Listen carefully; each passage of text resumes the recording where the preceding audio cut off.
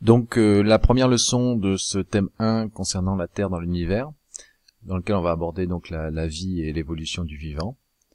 On va commencer donc d'abord par une vision dessinée, imaginée donc de ce que peut être notre galaxie, avec donc 200 milliards d'étoiles et une petite ici qui est le Soleil. Donc ça c'est une autre vue donc montrant l'aspect en spirale de notre galaxie. Et autour de notre Soleil se trouve un certain nombre de planètes qui forment donc le système solaire. C'est ce qu'on verra donc dans cette première partie, dans laquelle on va s'intéresser au qu'est-ce qui permet donc les conditions de la vie, et est-ce que c'est une particularité de la Terre dans le système solaire, éventuellement ailleurs. Le système solaire donc c'est des planètes gazeuses et rocheuses. Mercure, Vénus, la Terre, Mars sont des planètes telluriques et internes, donc proches du Soleil, alors que Jupiter, Saturne, Uranus et Neptune sont des planètes gazeuses, géantes et donc externes. Le Soleil, c'est une étoile. On a aussi entre Jupiter et Mars une ceinture d'étoiles, une ceinture d'astéroïdes, pardon, donc des blocs de taille variable, pas assez gros pour être des planètes, et de forme aussi un petit peu hétérogène. On a aussi des comètes, donc qui tournent autour du Soleil, mais qui peuvent aller partir très très loin et qui n'ont pas des orbites aussi régulières que les planètes. Le Soleil, donc en quelques chiffres, 1 400 000 kilomètres de diamètre, masse énorme, quasiment 99% du système solaire représenté par la masse du Soleil. Température énorme qui en fait une usine à produire de l'énergie, et sachant que chaque seconde on a une production d'énergie qui est équivalent à 100 milliards de tonnes de TNT, un explosif très puissant. Donc c'est une étoile, le Soleil, autour de laquelle tournent différents objets qu'on vient de voir, planètes, astéroïdes, comètes. On voit ici donc les astéroïdes dont je parlais précédemment, donc des formes variables. Alors là on a des sondes qui ont permis donc de passer à proximité. Récemment on a une sonde qui s'est posée dessus. C'est des planètes, des blocs rocheux, donc avec des impacts de météorites qui sont conservés, simplement parce qu'il n'y a pas d'atmosphère, donc toutes les traces sont conservées. On a évidemment tous en tête que l'astéroïde pourrait passer à proximité, voire toucher la Terre. C'est des calculs qui peuvent être faits. Donc là, on a une trajectoire d'un astéroïde qui devrait passer à proximité de la Terre aux alentours du mois d'avril 2029. Alors aux alentours, on est encore très très loin, puisqu'on pense plutôt à plusieurs dizaines de milliers de kilomètres. Les comètes peuvent passer à proximité donc de la Terre et laisser donc des traces très longues qui proviennent de la pulvérisation de la tête, donc du noyau qui est très très grand et qui est formé d'eau, de roches qui peuvent se pulvériser à proximité du Soleil et donc laisser cette queue bien visible, très très longue, dans le ciel. Alors pourquoi y a-t-il de la vie sur Terre et pas sur les autres planètes? Alors plusieurs éléments vont permettre de répondre à cette question. Donc l'analyse de l'atmosphère des planètes, la température des planètes, l'eau et son état, et bien sûr et aussi la taille des planètes. Passons en revue quelques planètes internes du système solaire, donc Mars, sur lequel on a maintenant des photos de plus en plus précises grâce aux différents robots américains qui se sont posés sur cette planète. Voilà, une planète qu'on appelle la planète rouge, avec donc un sol évidemment sec, une atmosphère très ténue, très fine, des cratères à la surface de la planète Mars. Vénus, par contre, donc va être caractérisé par des présences de volcans très importants, qu'on ne voit pas par contre depuis l'extérieur, puisque Vénus est caractérisée par une atmosphère très très très dense, 100 fois la pression de l'atmosphère terrestre, et essentiellement formée de CO2, 95% de CO2, qui, je vous rappelle, est un gaz à effet de serre. Mercure, on voit ici une planète sans atmosphère, marquée évidemment par des restes de traces de météorites. Les météorites traversent le système solaire et peuvent par hasard tomber sur des objets en laissant des traces s'il n'y a rien qui peut les enlever au cours du temps. Les Mars montrent des traces de coulées, donc coulées d'eau liquide, qui n'existe plus actuellement en surface.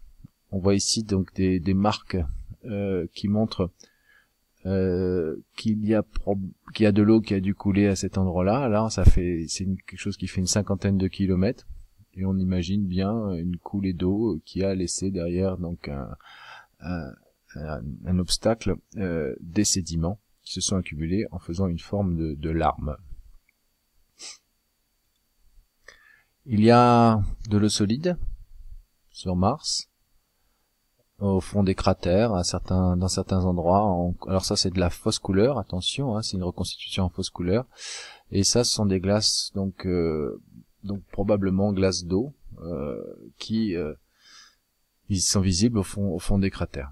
Alors l'idée, c'est de se poser la question, est-ce qu'il y a de l'eau en profondeur? Très probablement de l'eau solide. Et pourquoi pas de l'eau aussi liquide qui pourrait être un peu une sorte de gelée en profondeur. Qu'est-ce qui fait que une planète donc peut être habitable, et pourquoi n'y a-t-il pas d'eau liquide sur les autres planètes? Alors d'abord, il faut faire un petit peu de physique et essayer de savoir qu'est-ce qui fait que de l'eau est solide ou liquide. Évidemment, tout ça dépend bien sûr de sa température. Sur Terre, on sait qu'en dessous de 0 degré, on a de l'eau solide, et au-dessus de 0 degré, on a de l'eau liquide jusqu'à 100 degrés, où on a alors une eau qui va être sous forme de vapeur. Ça, c'est à la pression atmosphérique de 10 puissance 5 pascal. Par contre, si on augmente la pression ou si on la diminue, on va avoir des conditions qui permettent que l'eau solide, l'eau liquide ou l'eau gazeuse qui vont être différentes. Donc les températures et les pressions sur la planète, différentes planètes, sont variables avec des maximums et des minimums selon les saisons, selon l'endroit où on se trouve. Si on est au fond d'un cratère, si on est au niveau d'un pôle ou de l'équateur, on va avoir comme cela des températures qui vont avoir un minimum et un maximum, et une température moyenne. Les pressions par contre vont être assez fixes, assez stables en surface. Les différentes conditions permettent de voir dans quelle zone se trouvent les différentes planètes par rapport à les conditions des différentes planètes par rapport à ce graphique, et on obtient donc ces différentes segments qui montrent pourquoi finalement les planètes n'ont pas d'eau liquide. Vénus parce que sa température est trop importante, Mars parce que sa pression est trop faible, mais aussi sa température, et la Lune parce que sa pression est trop faible là aussi. Mercure, il en est de même.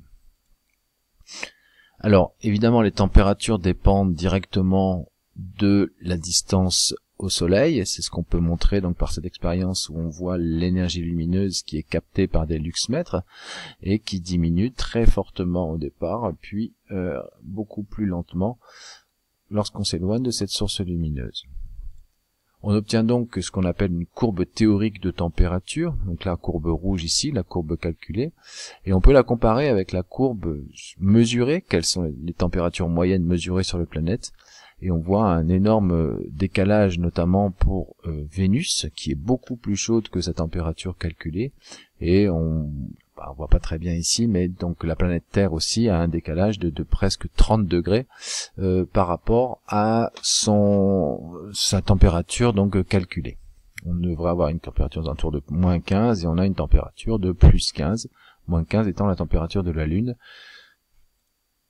Les conditions de température qui permettent cette habitabilité, cette température, donc pression et température adéquate, sont pas possibles sur Vénus. La température est trop élevée. Alors qu'est-ce qui se passe sur Vénus qui explique ce décalage par rapport à la température calculée?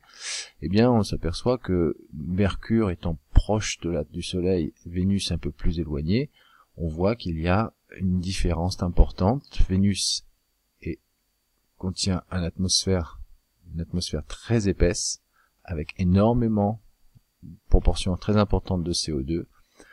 Mercure n'a pas d'atmosphère, et donc évidemment pas de CO2, pas de gaz à effet de serre. Sur la Terre, c'est pareil, la Lune est plus froide que la Terre, pourtant à peu près à la même distance.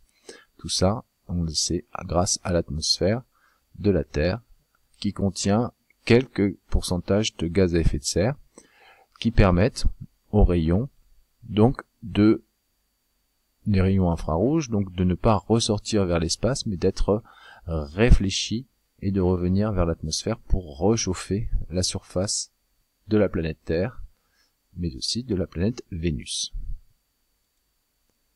Les planètes capables de retenir une atmosphère vont pouvoir avoir un effet de serre. Simplement, on sait que tout ça, ça dépend quand même de caractéristiques physiques importantes, qui est la gravité. Une planète ne pourra retenir une atmosphère que si elle est assez massive, assez volumineuse, assez massive plutôt, pardon, et ceci n'est le cas que de la Terre et de Vénus, Mars et Mercure étant beaucoup plus petites, et donc incapables de garder une atmosphère suffisante à leur surface. On arrive donc à ce qu'on appelle une zone d'habitabilité, une zone dans laquelle on va avoir de la vie qui va être possible grâce à une eau qui pourrait être liquide. Cette zone d'habitabilité, donc zone habitable située en bleu ici, dépend évidemment de l'énergie produite par l'étoile. Si on a des étoiles beaucoup plus importantes en masse et donc en énergie produite, on aura une zone habitable qui sera plus éloignée. On pense qu'il y a on cherche ensuite dans le système solaire donc des étoiles avec des planètes qui pourraient correspondre, et on a déjà ce qu'on appelle des exoplanètes, une grande quantité d'exoplanètes potentiellement capables d'abriter de la vie, potentiellement capables d'être dans une zone, car elles sont dans une zone habitable. Alors je parlais des différentes tailles d'étoiles. Vous voyez, le Soleil est ici. On a des étoiles qui peuvent être beaucoup plus volumineuses. Alors, pour être un peu plus précis quand même dans le système solaire, on peut avoir de l'eau liquide alors qu'on est très loin du Soleil, dans certaines conditions. C'est ce qu'on a par exemple dans l'océan d'Europe. Europe, c'est un satellite de Jupiter, où on a une banquise de glace, et en dessous, on pense qu'il y a un océan liquide. Alors liquide, ça peut être liquide d'eau, ça peut être liquide d'un certain nombre de choses, et qui pourrait être capable d'abriter une vie sous glace, une vie sans lumière, c'est possible, ça existe aussi sur Terre. Donc voilà pourquoi finalement on va modifier un petit peu ce schéma qu'on avait au départ, en ajoutant une zone habitable en surface ici, et n'oublions pas que la zone peut être habitable dans le sous-sol ou sous la glace si on a une température possible. Je mis ici donc une carte mentale avec donc les différents objets du système solaire qui sont présentés ici, depuis le plus proche du Soleil, donc évidemment le Soleil, mais les planètes telluriques, les planètes gazeuses, les astéroïdes, les comètes, la définition de la zone d'habitabilité, et quelles sont les conditions physico-chimiques qui permettent d'obtenir une zone d'habitabilité.